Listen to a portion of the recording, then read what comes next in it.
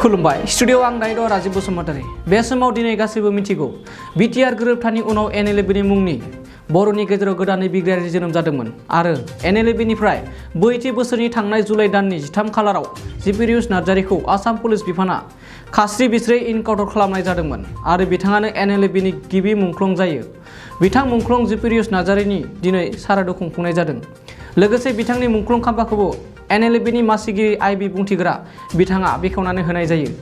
आइबि बुंथिग्रा बिथाङा जिपिरिउस नार्जारि बिथांखौ एनएलएबनि गिबि मुंख्लं फोसावनायजों लोगोसे मुंख्लं बिथांनि थालांनाय उन्दै गथ' थामहिनबा फिसाज्लानि फरायनाय आरो थांनानै थानाय राहा लामा खालामनानै होगोन आरो सोरखारनिफ्राय मोनफ्रोमनांगौनि मोनथायखौबो खालामनानै होनाय जागोन होननानै आइबि बुंथिग्रा बिथाङा फोरमायो। उदालगुरिनिफ्राय सुकुराम बर'नि खौरां। बे जिपिरिउस नार्जारिया बेनि मुंखौ होनोमोन जोङो एनजोंखोल होनोमोन। बेबो सासे जोंनि सोद्रोमा बहुद राइजिं डे बा जों जानाखि आफादखौ दानो नागिरदोंमोन बे समनिफ्रायनो हाजोआव जेब्ला मिटिं जायो प्रथमबार ला बेबो दङमोन। दाथ' बुंनो हासै नालाय मा जाया मा जायाखैमोनबा गिबिनिफ्रायनो बेबो बहुद हेल्प खालामबोदोंमोन। दुखुनांथावा बेनो मानसिखौ गोथां हमनो मोनदोंमोन नाथाय बेखौ बुथारनाय जादों आरोखि इनाय बागै बुथारनाय जादों। दा बेनिखायनो दिनैहाय बिनि मुंख्लं खाम्फा बेखेवदों जोंनिनो जानाखि मानसिफोर दङ केडार्सफोर दङ आरो भाइस प्रेसिडेन्ट दङ बक' बे आं ओमफ्रायो एक्स एनडिफोरनिफ्राय हारिमु आरो मानसाव बिसोरबो दंफैयोमोन। दा दुखु सुखु बिमा बिफाजों रायलायलांजोबनोसै। गथ' सासे दङ बिनिया बे गथ'खौ बोरै फोरोंलांनांगौ दा जोंनि दायथ' थायो। जोंनिनो मानसिमोन जोंनिनो खामानि मावग्रामोन। दा बिथाङा मुंख्लं जालांबाय नाथाय बिनि न'खराथ' दङ। दा बिनि फिसाला जानाखि सासे दङ बिनि फरायनाय दाथ' क्लास 10 सिमावथ' बे फ्रियावनो फरायनो मोनगोन नाथाय बिनि देरखांनानै मा खालामनांगौ बिनि स्टेपखौ जों लागोन। समस्त दायथ'खौ आं आफादनि जानानै लागोन आरो प्लास पार्सनेलिबो आं लागोन आरोखि बे गथ'खौ थारमाने मानसि खालामलांनांगौ दायथ'खौ जों आफादैनो रुजुमगोन प्लास आंबो पार्सनेलिबो रुजुमफागोन। बेहाय बे गथ'नि बिफायाथ' दिनै मुंख्लं जालांबाय बे नङाखि बिफा गैला माबा गैला गथ'आ खस्थ' मोनसिगोन बे नङा। फुरा गासिबो दायथ'खौ जोङो आफाद हिसाबै रुजुमलांगोन आरोखि बे गथ'नि दायथ'खौ। दा न'खरनाव नुफैबाय दा बिमा गैया खोनानो मोन्दों उन्दै समाव जोनोम जानानै 6 मासनि उनावनो थैदों होननानै दा आरिया खोन्थादों जिपिरिउसनि बिफाया। दुखुनांथाव सिबाय बिमायाखौबो उन्दै बैसोआवनो जोनोम जानाय लोगो लोगोनो 6 मासनि उनाव गोमादों प्लास दा गावहाबो रुंसारि जालांबाय एखे उन्दै गथ'खौ दा बिदिनो गालांनांबाय सिबाया। दा बेखायनो फुल दायथ'खौ जों लागोन एनएलएबि हिसाबै आरोखि जों ज' रुजुमगोन आंल' नङा गासैबो। बिथांखौ नोंथांमोना आफादनिफ्राय गिबि मुंख्लं हिसाबै फोसावदों। औ जोंनि आफादनिफ्राय गिबि मुंख्लंआ जिपिरिउस जानो बे जोंनि सासे जोङो जेब्ला टक खालामबाय थादों बे समावनो बेखौ हमनानै गावनाय जादों सुथुरनि आखाइ गोग्लैनायखाय।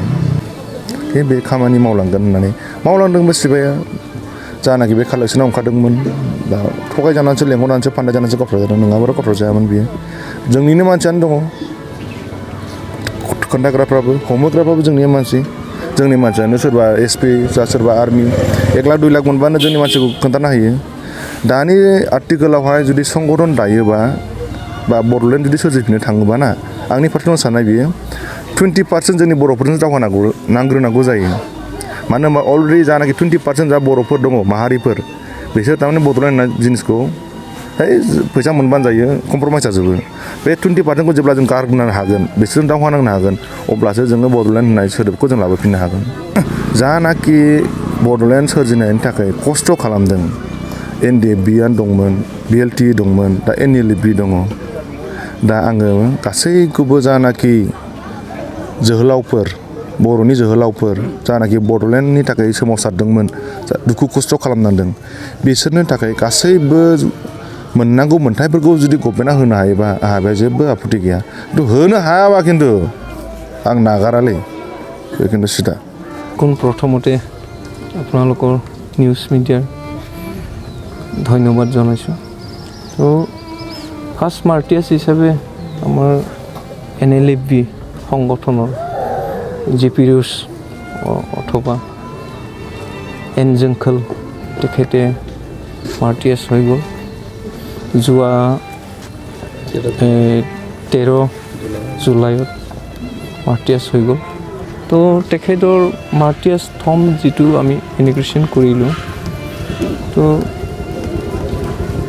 খুবেই আনন্দিত কিহৰ কাৰণে সংগঠনৰ NLFB সংগঠনৰ তেখেতে ফাৰ্ষ্ট মাৰ্টিয়াছ তো সেই হিচাপে আমি অনুভৱ কৰিছোঁ যে সংগঠন হিচাপে তেখেতৰ মাৰ্টিয়াছ হোৱাটো সংগঠনক এটা জাতি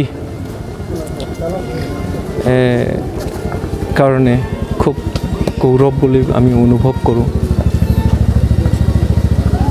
কি ক'ব আপোনালোকে NDFB যিটো চিজফায়াৰ পাইছে এতিয়া থকা ইয়াত আপোনালোকে চিজফায়াৰ কৰিছে ইতিমধ্যে গভৰ্ণমেণ্টৰ লগত এতিয়া আপোনালোকে কি বিচাৰে বা কেনে চৰকাৰৰ লগত কেনেকৈ আলোচনা চলি আছে আমাৰ আলোচনাটো হৈ আছে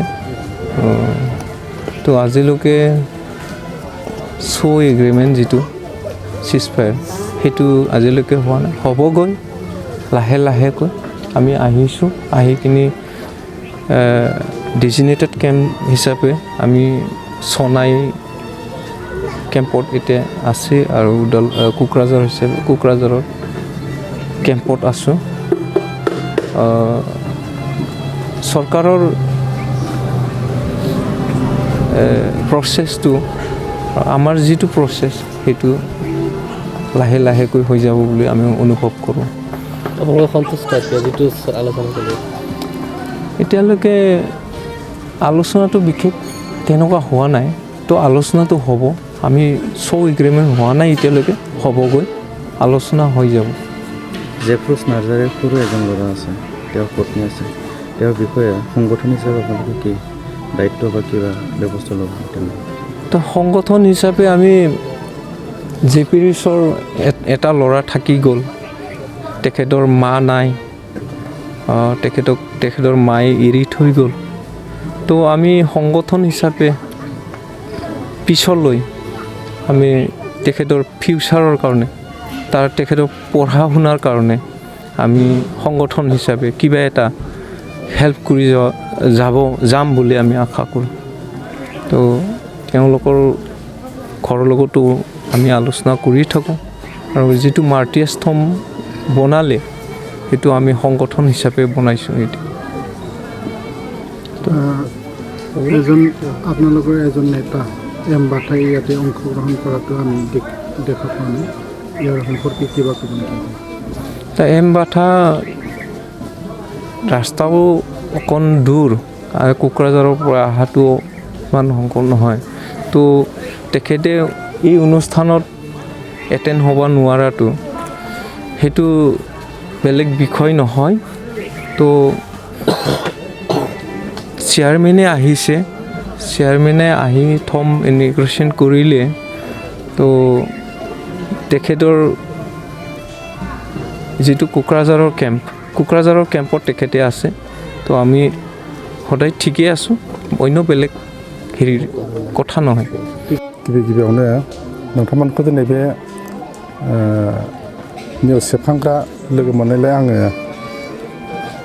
आंनि फिसाला जिफ्रुस नार्जारी मुंख्लं जानायाव नुजाफैनायलाय आं साबायखर बावनाय थादों खारन आंहा बे फिसालानि गेजेरजों गोबां मोनसे मिजिंथिनाय दंमोन न'खरखौ मोजाङै दैदेनलांनायनि खारनाव आरो बेबादिनो दैदेनलांगोन होननानै आरो बे फिसाया बेबादिनो माखासे मोजां खामानिफोरखौ मावोमोन आरो माखासे जेथिनाखि आंजों लोगोसे थायोमोन बे समाव आं जिथु बुंनाय खामानिफोरखौ बेखौनो मावोमोन आरो बेबादिनो माखासे गायनाय फुनाय मावनाय दांनायफ्राव दंफां लाइफां गायनायावबो बिराद गोसो होयोमोन आरो फरायनायावबो जथेस्थ' आखा फाखामोन हायार सेकेन्डारिखौ कमप्लिट खालामबायमोन बेनि उनावहाय कमप्लिट खालामबाय नालाय आं बुंदोंमोन नोङो जुदि फरायनोबालाय फरायदो बेबादि होननानै उनाव गैया माखासे असुबिदानि खारनाव फरायनो हायासै नैबे खारनावनो बेसेबांखिनि थानानै उनावहाय बिया बारु जाबाय बिया बारु जानानै गथ' सासे मोनबाय गथ' सासे मोननायनि उनावहाय जे बेबादिनो माखासे